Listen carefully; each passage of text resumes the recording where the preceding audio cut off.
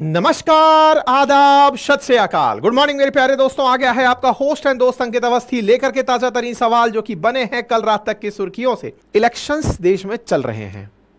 Election से जुड़ा हुआ एक बहुत ही प्यारा सवाल है, आप पहले ही लिख लीजिए। सवाल के अंत मतलब सेशन के अंत में जाकर के फिर इस पर अपनी तरफ से आंसर लिखिएगा। सवाल है, क्वेश्चन है, रजिस्टर्ड, अनरजिस्टर्ड, ऑथोराइज्ड और अनऑथोराइज्ड, ऑथराइज नहीं रिकॉग्नाइज्ड करते हैं, चलिए हाँ, आर से आर मैच कर जाएगा। रजिस्टर्ड और अनरजिस्टर्ड, रिकॉग्नाइज्ड और अनरिकॉग्नाइज्ड, ये चार शब्द हैं जिनकी आज के इस सेशन में चर्चा होने वाली है। क्या चर्चा होने वाली है? आज हम चर्चा करने वाले पॉलिटिकल पार्टीज को लेकर के।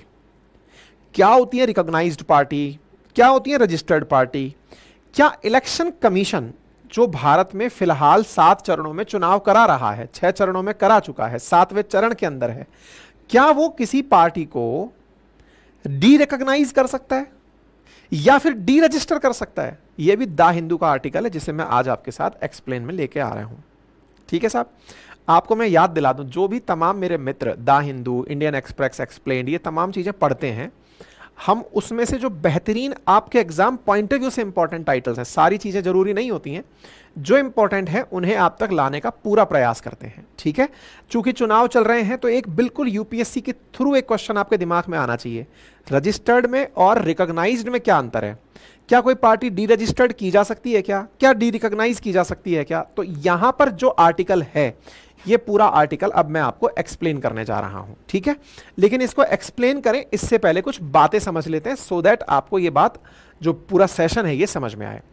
देखो, भारत में जैसे ही चुनाव की घोषणा होती है, इलेक्शन कमीशन ऑफ इंडिया के द्वारा जब चुनाव की घोषणा की जाती है, उसी समय पर मॉडल कोड ऑफ कंडक्ट हमारे देश में लागू हो जाता है। ठीक है, मॉडल कोड ऑफ कंडक्ट को आप आचार संहिता कहते हैं। आचार संहिता announcement of date of election जिस दिन होता है ना, कहते हैं कि भाई आज प्रेस कॉन्फ्रेंस रखी है चुनाव विभाग ने, उससे लेकर के जिस दिन रिजल्ट आता है उस दिन तक चलती रहती है। तो आचार संहिता घोषित क्यों की जाती है? भाई आचार संहिता का मतलब है कि चुनाव के समय क्या नियम फॉलो करने चाहिए राजनीतिक दलों को, उसे मॉडल कोड ऑफ कंडक्ट कहा हुआ है। ठीक है साहब, तो आज सवाल एक और बड़ा बनता है कि क्या कोई पार्टी अगर मॉडल कोड ऑफ कंडक्ट की पालना ना करे तो इलेक्शन कमीशन उसका क्या बिगाड़ सकता है? तो पहले तो आदर्श आचार संहिता के बारे में जान लीजिए। ये वो चीज है जो कि इलेक्शन डेट अनाउंस होने से लेकर इलेक्शन जब चुनाव का रिजल्ट आता है तब तक चलती है। सवाल यहां पर बहुत अच्छा बन रहा है और वो ये है, क्या कोई राजनीतिक पार्टी, बहुत प्यारा सवाल है, इसको उसी तरह से समझिएगा, अगर आदर्श आचार संहिता की पालना नहीं करती है तो क्या उसके साथ में रजिस्ट्रेशन खत्म किया जा सकता है? नंबर 1। और दूसरा, क्या उसे उसका रिकॉग्निशन खत्म किया जा सकता है? अब ये दोनों ही साहब बड़े इंटरेस्टिंग पॉइंट हैं, क्योंकि अल्टीमेटली आपने पालना नहीं करी तो कर क्या सकोगे? जैसे मैंने कहा ना कि ये मेरा कानून है, क्या बिगाड़ लोगे अगर मैं नहीं मान रहा? तो वो जो क्या बिगाड़ लोगे अगर मैं नहीं मान रहा, तो ये जानकारी है कि पार्टी पर क्या असर हो सकता है। देखिए, कानून कौन तोड़ता है? कानून उम्मीदवार तोड़ता है। आदर्श आचार संहिता, चुनाव जो लड़ रहा है वो अपने बयान से कुछ ऐसा बोल देगा या फिर कोई ऐसी बात कर देगा जिससे कि सामाजिक वैमनस्य इकट्ठा हो जाए या कुछ ऐसी हरकत कर देगा, तो उससे निपटने के लिए एक एमसीसी तो है, लेकिन एमसीसी का उल्लंघन अगर कर दिया, उम्मीदवार पर तो एक्शन ले लोगे आप कि कहोगे कि तुम प्रचार नहीं कर पाओगे या तुम ये नहीं कर पाओगे, लेकिन पार्टी पर क्या करोगे? इसलिए ये सेशन इंपॉर्टेंट हो जाता है। तो थोड़ा सा पहले एमसीसी समझ लेते हैं, फिर एमसीसी के अंदर आगे बढ़ते हुए इसके उल्लंघन पर क्या कुछ हो सकता है ये समझ लेते हैं, रजिस्ट्रेशन क्या होता है ये समझ लेते हैं, रिकॉग्निशन क्या होता है ये समझ लेते हैं, फाइनली इस क्वेश्चन का जवाब कर देंगे। ठीक है, चलिए तो देखिए, आदर्श आचार संहिता की शुरुआत सबसे पहले केरल विधानसभा चुनावों में 1960 में की गई थी। मतलब कि ये माना गया कि साहब कुछ तो बात ऐसी हो ना कि आप चुनाव के दौरान ध्यान रखोगे, तो उसको आचार संहिता नाम दिया गया।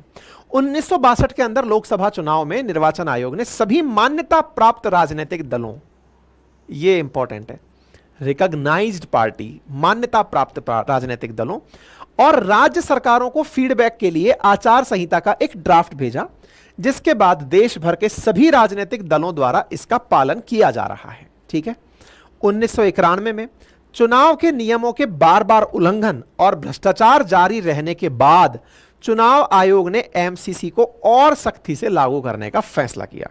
ठीक है साहब। आचार संहिता में ऐसा क्या होता है?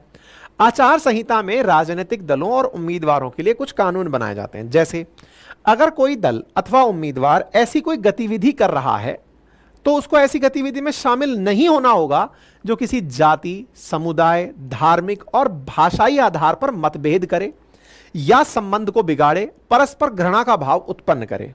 इसी प्रकार आरपीए एक्ट 1951 की धारा 123 क्लॉज 3 लोगों के बीच शत्रुता, घृणा को बढ़ावा देने के लिए धर्म, नस्ल, जाति, समुदाय, भाषा के उपयोग और इसे एक राजनीतिक उपकरण के रूप में उपयोग करने की अनुमति नहीं देता। जब राजनीतिक दलों की आलोचना की जाए तो व्यक्तिगत हमलों से बचते हुए उसे उनकी नीतियों, कार्यक्रम और विगत रिकॉर्ड तथा कार्य तक ही सीमित रखा जाए। मतलब समझ रहे हैं आप दिमाग में इन लाइनों को पढ़ते हुए वर्तमान के चुनाव प्रचार को देखते जाइए कि यार कह तो रखा है कि व्यक्तिगत हमले नहीं करने हैं लेकिन खूब चल रहे हैं। तो ये मॉडल कोड ऑफ कंडक्ट का वायलेशन ही तो है। वायलेशन है तो शिकायत है, शिकायत है तो फैसला क्या करोगे? तो इलेक्शन कमीशन के ऊपर आ पड़ती है बात कि सर करो फैसला, आप इनका रजिस्ट्रेशन रद्द करो, आप इनका रिकॉग्निशन खत्म करो।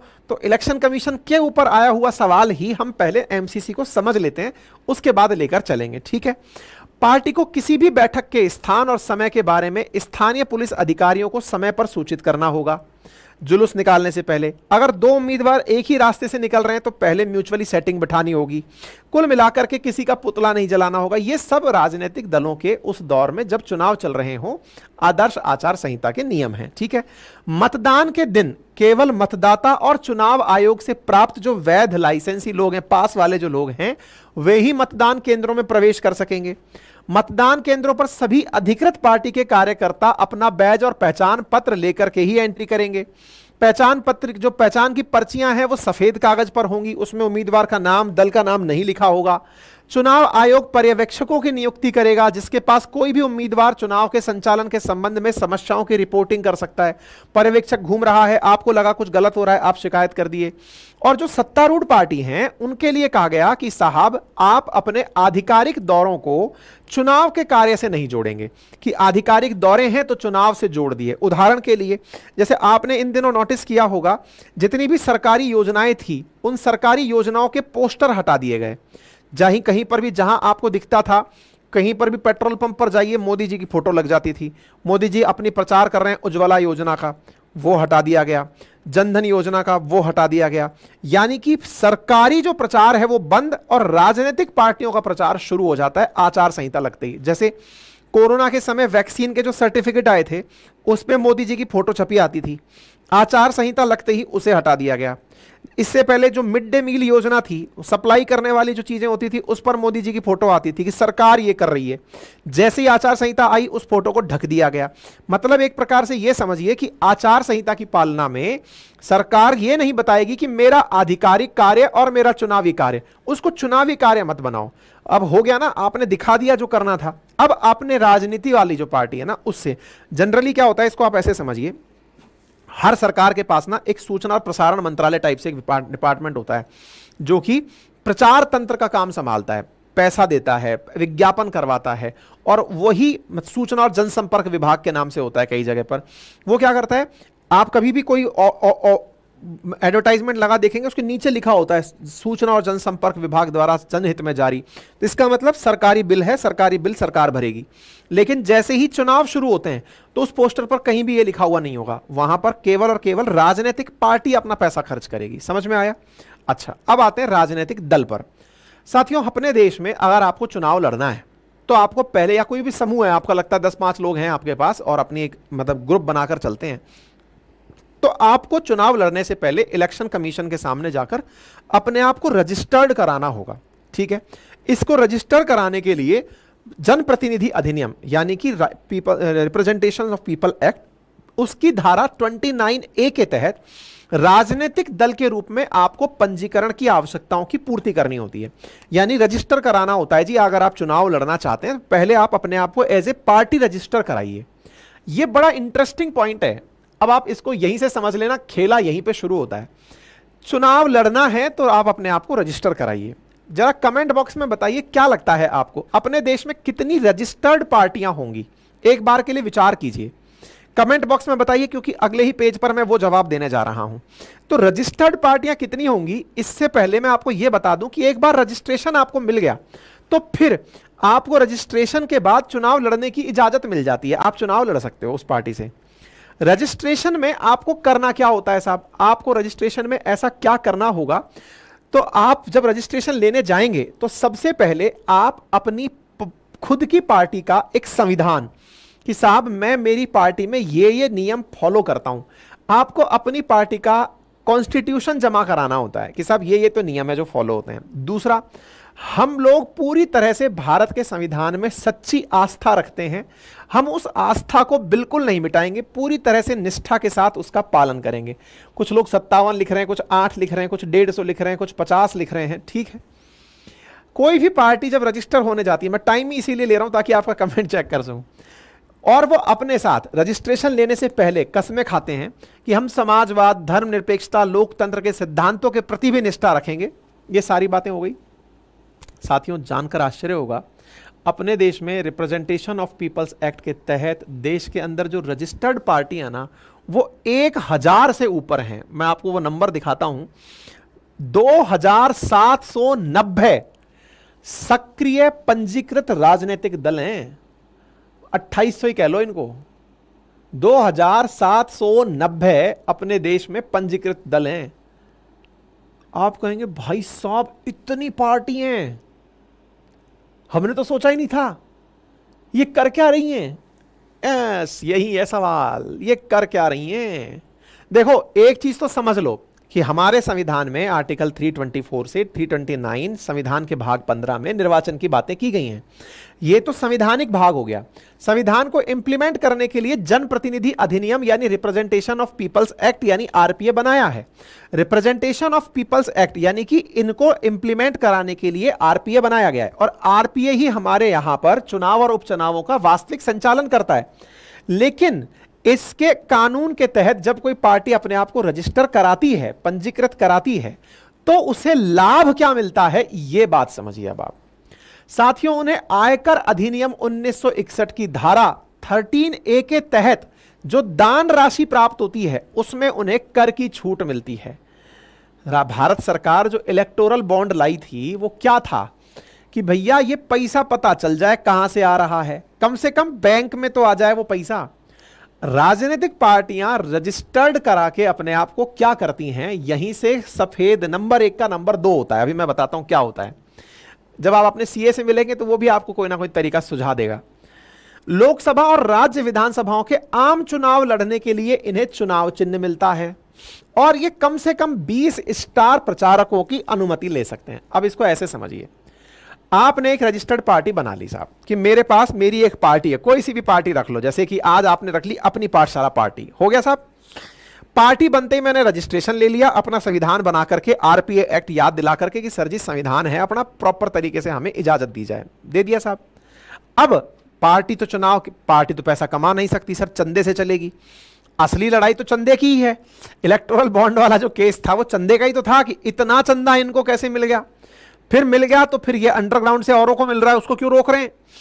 तो वो जो चंदा है ना, उस चंदे का खेल है। वाह, कमाना नहीं है, पैसा लेना है। अब पैसा लेना है तो भारत में टैक्स बहुत बड़ा व्यवधान है।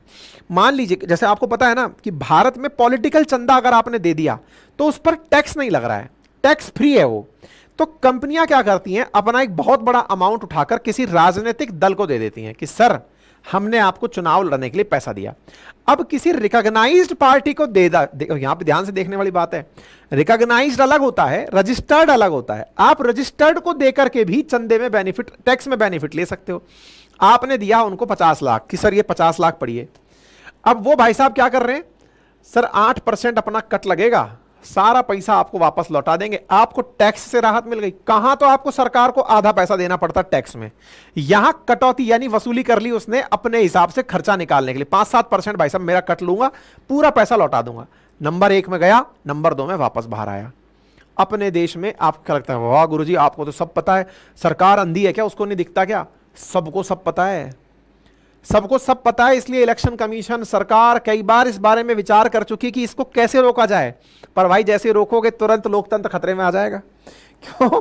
क्योंकि बहुत सारे लोग कहेंगे कि हमारे चंदे को नियंत्रित करना चाहते हैं। अपने देश में राजनीति सबसे ऊपर है ना, तो ऐसी स्थिति में अगर इसको रोकोगे तो देखो डिक्टेटरशिप आ गई है।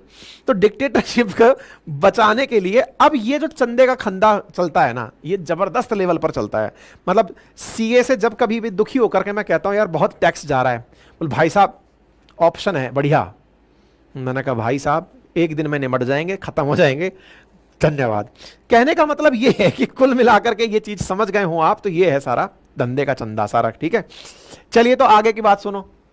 राजनीतिक दलों का पंजीकरण रद्द हो सकता है क्या? अब अगला सवाल इस पे आते हैं अपन, तो बाद में हटाओ कि साहब इलेक्शन कमीशन किसी पार्टी का रजिस्ट्रेशन रद्द कर सकता है क्या? इंटरेस्टिंग बात सुनो, इलेक्शन कमीशन पंजीकरण दे तो सकता है लेकिन वो रजिस्ट्रेशन वापस नहीं ले सकता, है कि नहीं? गजब बात। ये पॉइंट याद कर लेना। मतलब आप तो अपना एग्जाम की तैयारी करो, बाकी तो सब राजनीति है।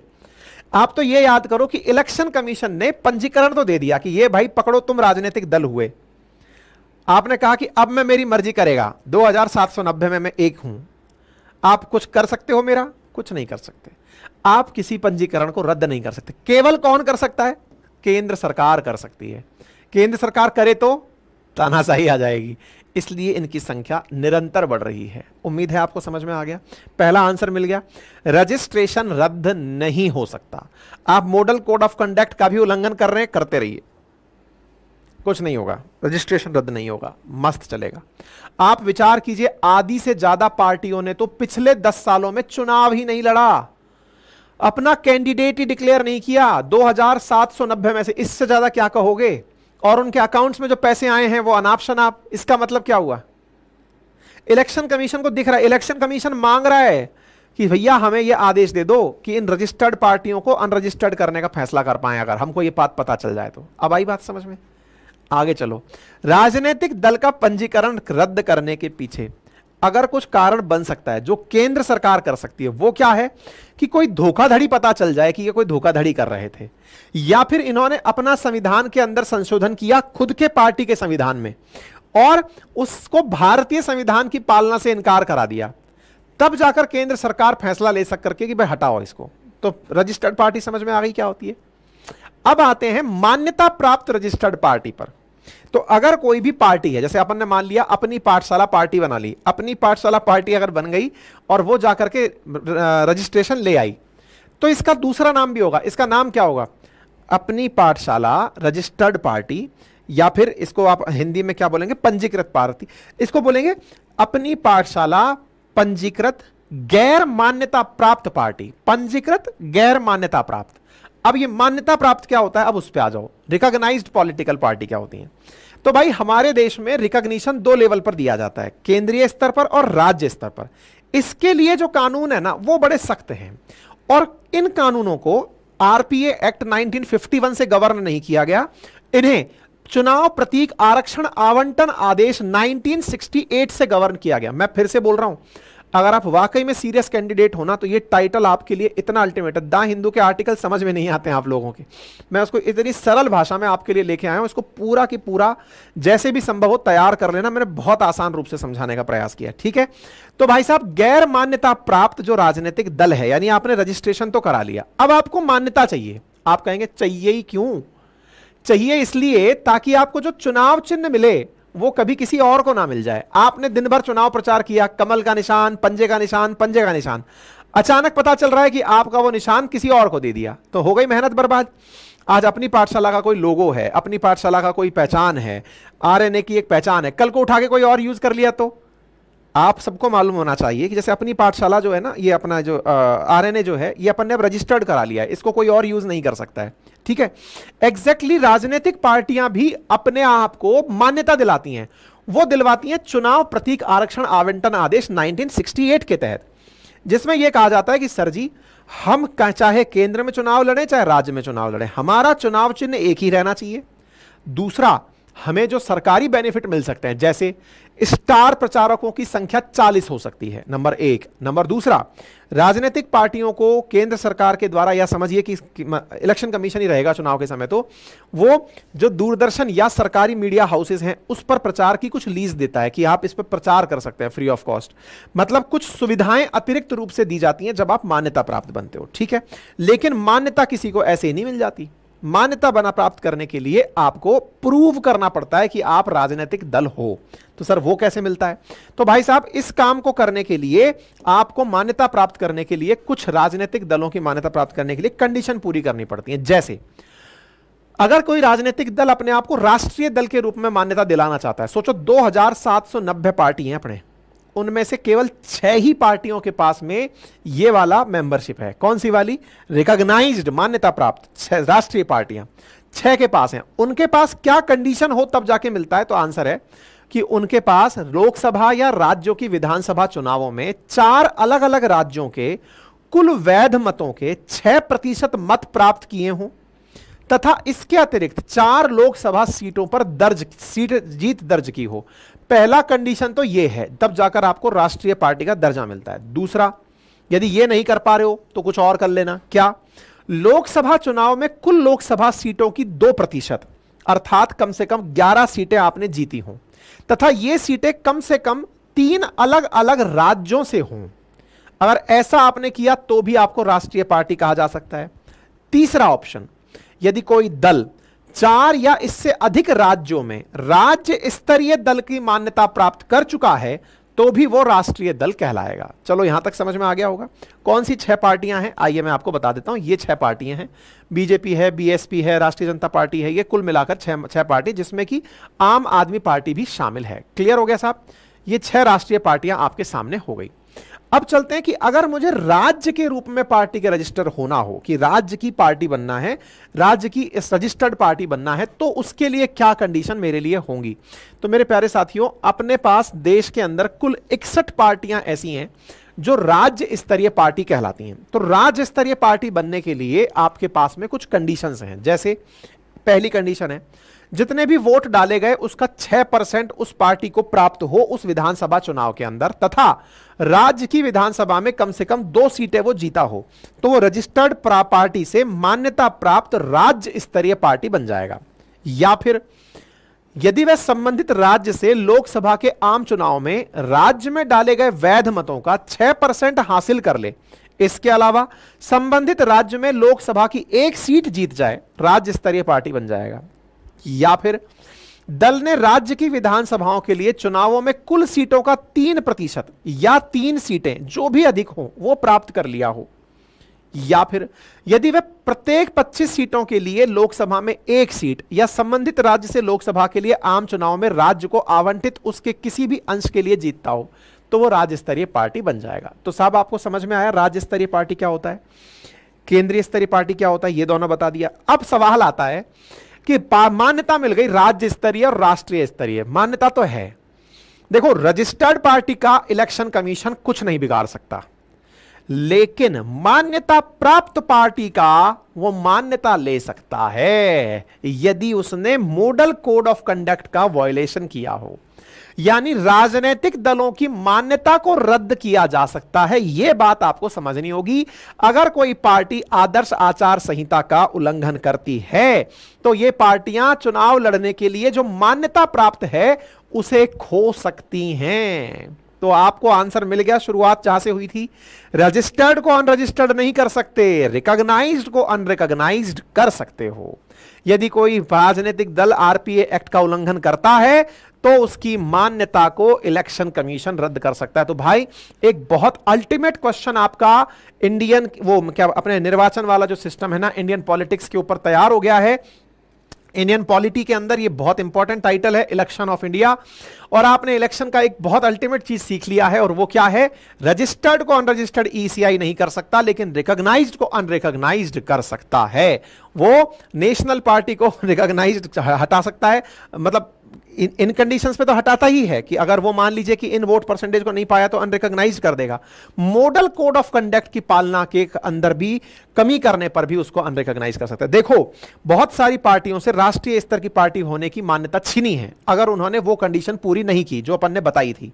इसके अलावा अगर उसने मॉडल कोड ऑफ कंडक्ट का वायलेशन भी किया तो अकॉर्डिंग टू 1968 पैराग्राफ 16A निर्वाचन आयोग उस आधार पर भी राजनीतिक दल की सदस्यता को निलंबित कर सकता है, उसकी मान्यता को वापस ले सकता है। ऐसा हुआ था क्या? बिल्कुल हुआ था।